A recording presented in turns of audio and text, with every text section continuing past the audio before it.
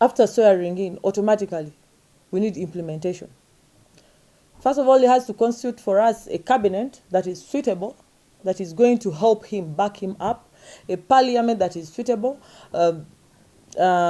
Yes, we are seeing members of parliament who are gazetted on the gazette, who are going to be sworn in.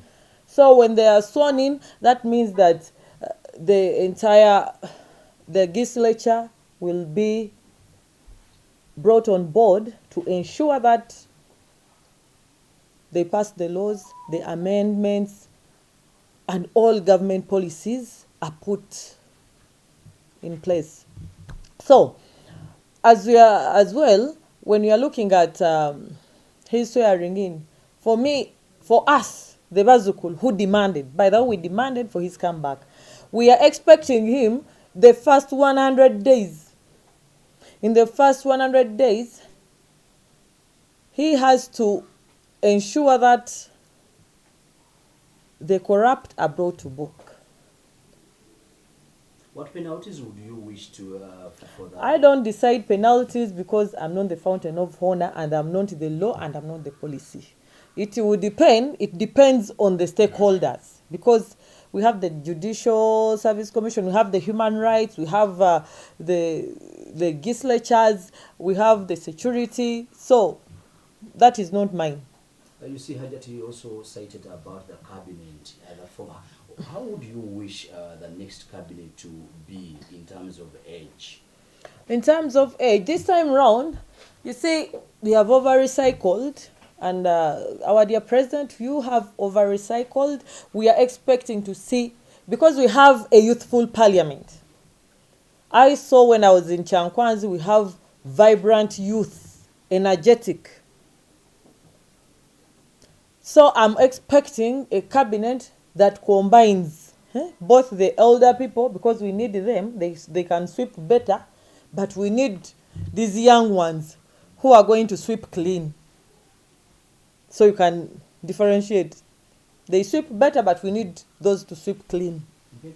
You've been at the epicenter of the grassroots politics, and you managed to at least scoop 72% in the just concluded 2026 elections. What strategies did you employ to achieve such a result? Come as Office of the National Chairman, we looked at where is the problem. The problem was not the president. The problem is not the president. The problem is with the implementers. The problem is with the bureaucracy. Because if you come up with parish development model, this is a good policy that is going to enable and empower the majority.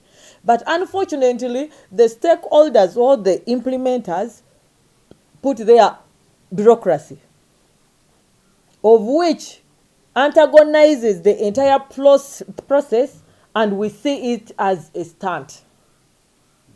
Yet in the actual sense, those that have benefited can testify. Then when we go to the Service Commission, they over-decentralized.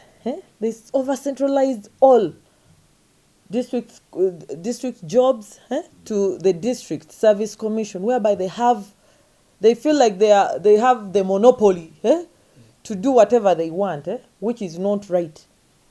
When you monopolize an institution into an individual interest, you find out that most of the people are going to error, and they are going to cause mess, and as well, the service delivery will be limited. Then how would you wish these district service commissions to operate?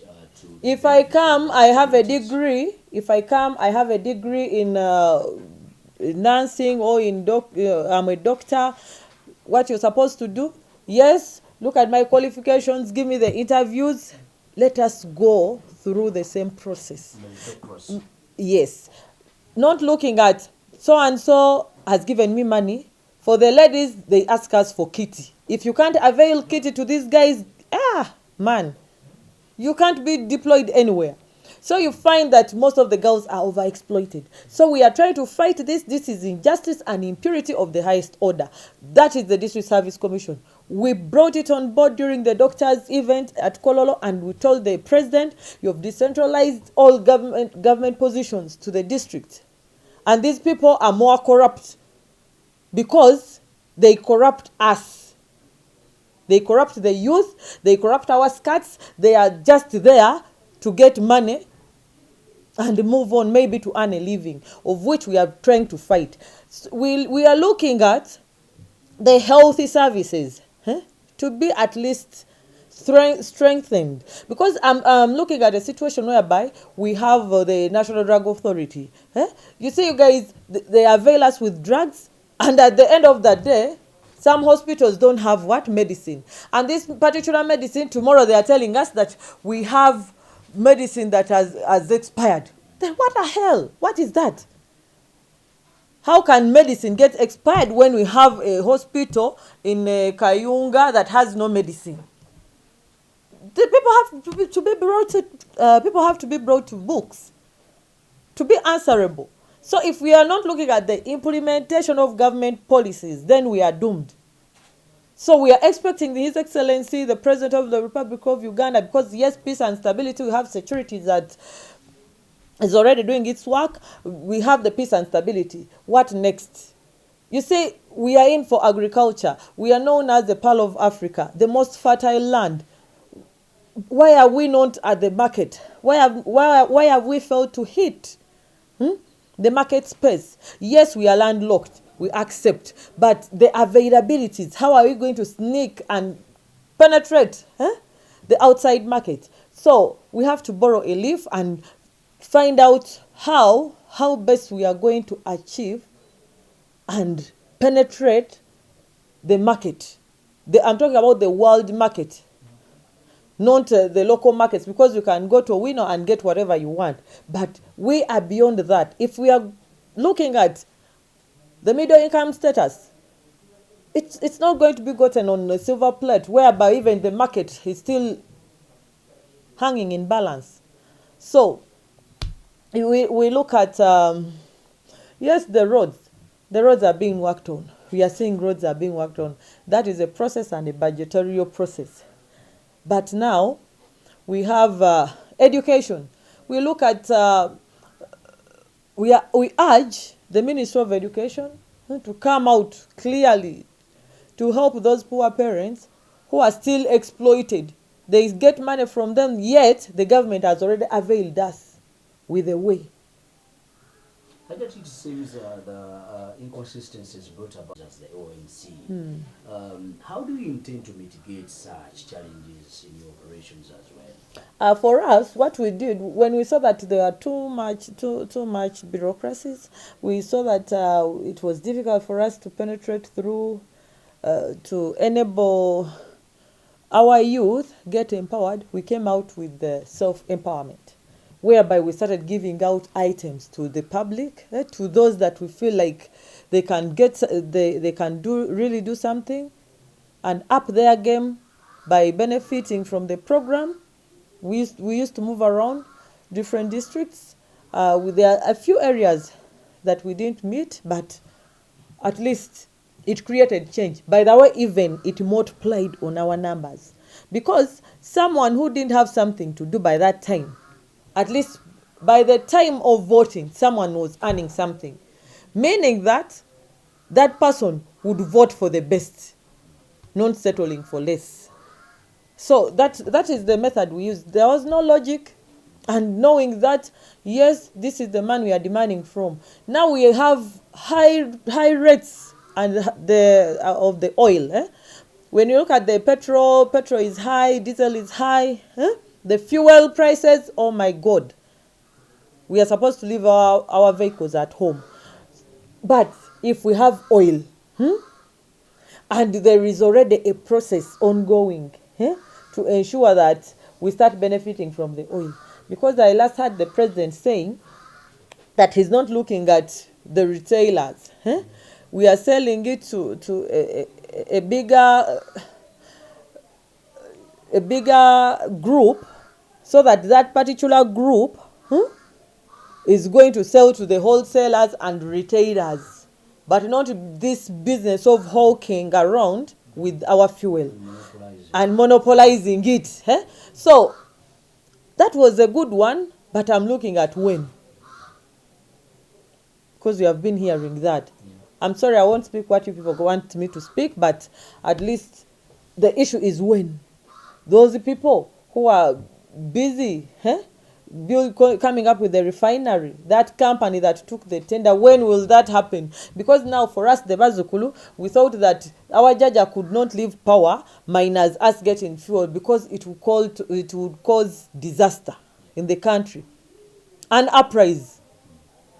Because of the fuel, you're seeing, we are seeing what happened in Libya, we are seeing what is in Iran, we are seeing what happened in Somalia. So where there is oil, that is total death.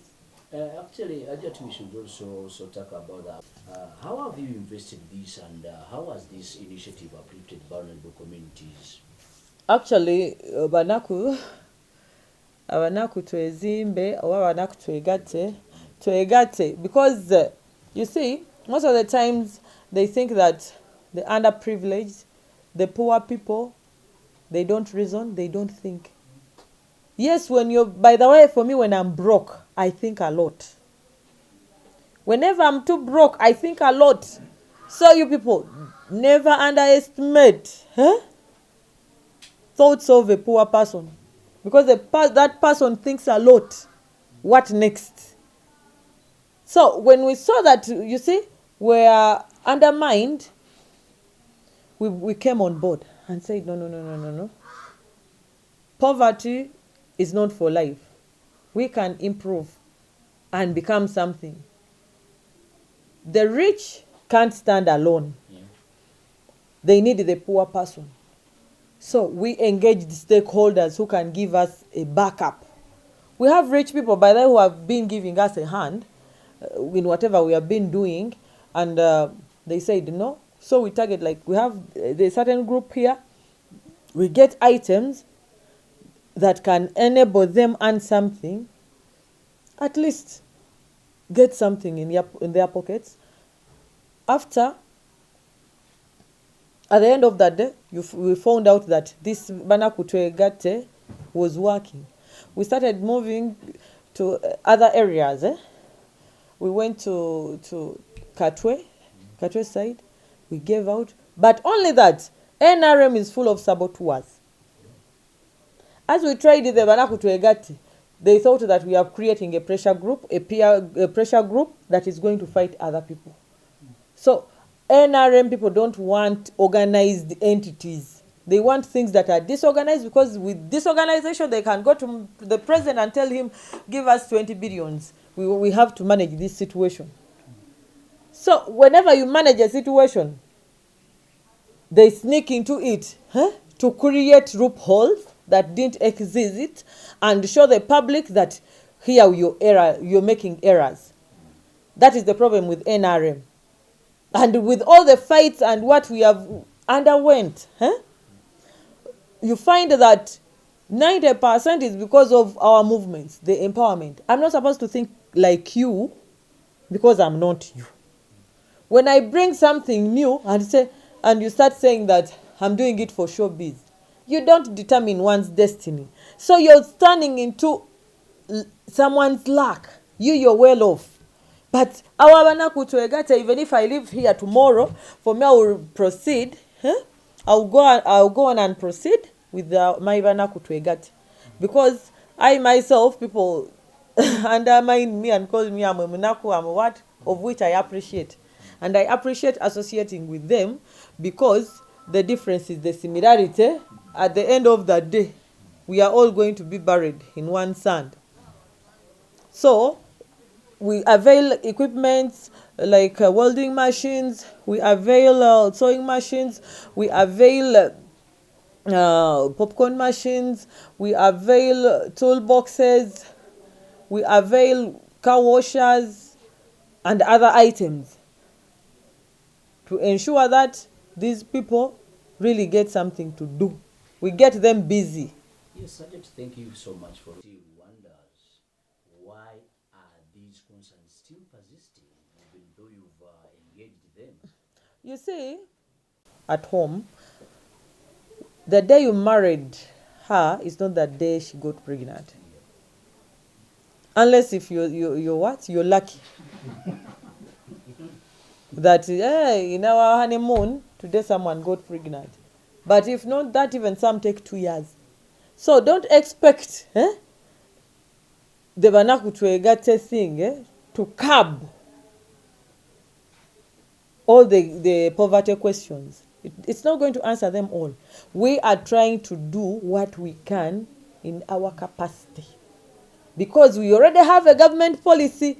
We have PDM, we have a Miyoga, we have Smanya, this for the elders, we have for the women, we have for the youth, we have many stuff. Even in agriculture, we have Operation Wealth Creation. So, for us, we are doing the little we can.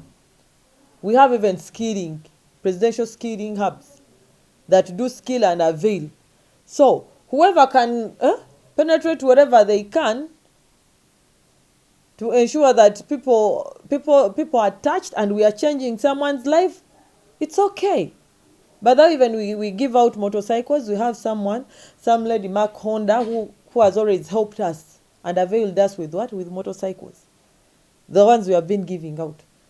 So, you strategize. When I was put in this office, I had to use my brain to see that I do what others didn't manage to do. Thank you so much. And this is what I'm doing. Maybe what would be your parting shots ahead of the presidential swearing in on 12? That would be what? Your parting shots ahead of the swearing in ceremony of the president on 12. First of all, for me, I'm happy that at least my dream has lived to its full expectation. What I fought for, the insults, the abuses, the sabotage, the damages are going to be healed on that day. Because we came with Omalako Jatova Kumain when they tried to divert him. We got a lot of insults, lots of abuses, threats. We came with what was it? Omalako Jatova Kumain. Then we came with the say no to a forceful transition with a dangerous hashtag I won't mention now. Then we came in with settle for the best. And indeed, Ugandans heard from us and they decided to settle for the best. Meaning that whatever, despite of the fact that you guys are speaking negative about me, I'm a winner. Because everything that brought me to this office, what I came to do to this office, I have done it and I've achieved by him swearing in on 12th. Indeed, on that day, I have to, if it was possible, I would sit just in between there at Kololo Airstrip. I sit down and I shout because I've won. So even if you say negative stuff about me, I'm a winner. Yes, Namyalo can't manage. Who can manage? You didn't manage. I managed because my journey has lived to its full expectation by delivering 70%. And of which 72 admin solved the challenges and fights. We managed to protect the vote. We protected the vote, we secured the vote, and we mobilized the vote at the last minute, and we ensured that the voters casted the vote, and the vote became a vote, and it was a valid one, and declaration was done. So what next? The newly elected president, His Excellency Rekagtan 7.